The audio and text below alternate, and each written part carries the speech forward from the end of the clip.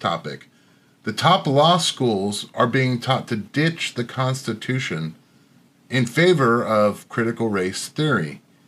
Harvard and all of the other Ivy League legal schools have been pushing this CRT for the past decade.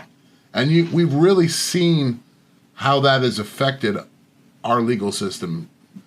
But now it seems that, the law being the foundation of our country is the Constitution. And if the people who are supposedly stewards of that law, attorneys, judges, are buying into something that undermines the Constitution, where does that leave society? Jacob, I'll start with you. Why is the law undermining itself at this point? Well, obviously, we've been moving away from dictatorship. The concept of an independent judiciary was not to be a judiciary that can legislate from the bench. That was the first step, when you had agendist judges legislating from the bench and issuing decisions that effectively were legislation. They were issuing statute. This took place on a state level, like state Supreme Courts.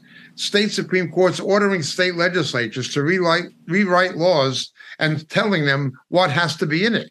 That was just the beginning of it. It was not all of a sudden. It was something that was, of course, progressive. Secondly, liberal establishment will exploit things like race and women's rights and climate change, anything. They'll use anything they can as a front, as an excuse to push the real agenda. The issue is not really race. The issue is how we can use race to dismantle the democratic process.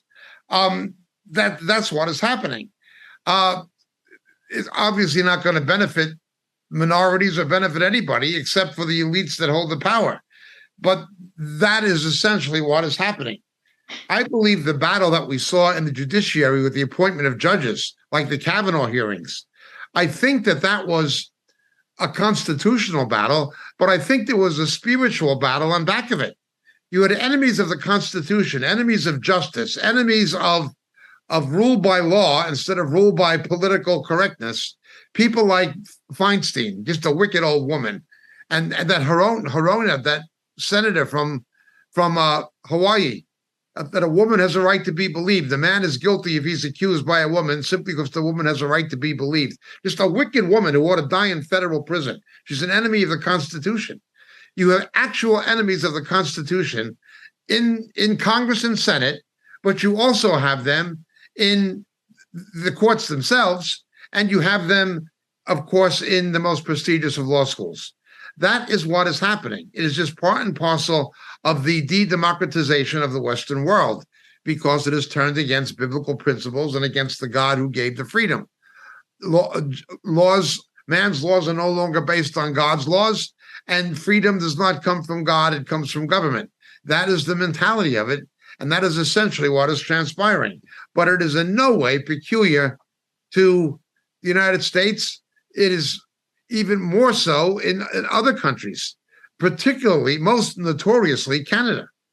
But just look at what's happened this past week when one of the indictees with Donald Trump in Georgia could not get bail because the judge went on vacation and another magistrate decided not to set bail.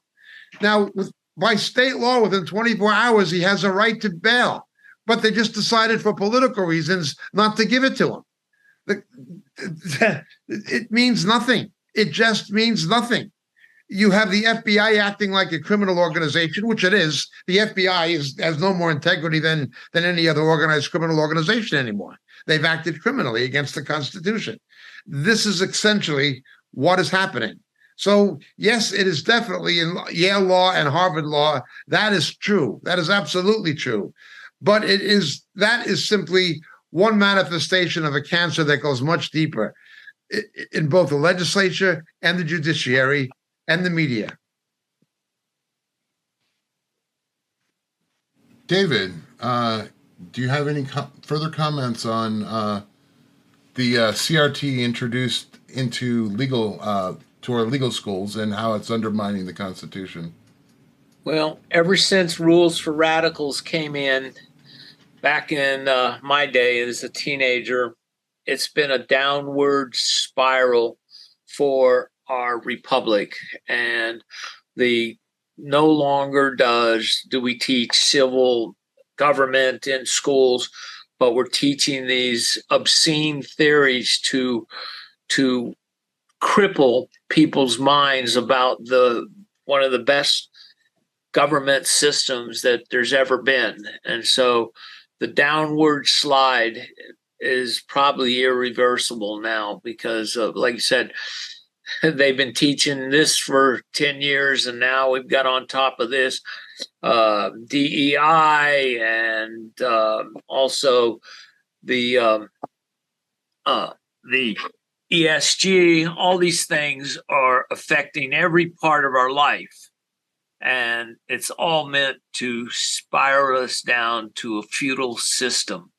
America's people are so under the weight of our economy right now. 61% of Americans are only living paycheck to paycheck, and it's not going to get better. Brace for impact. I'm bracing for impact. Yeah.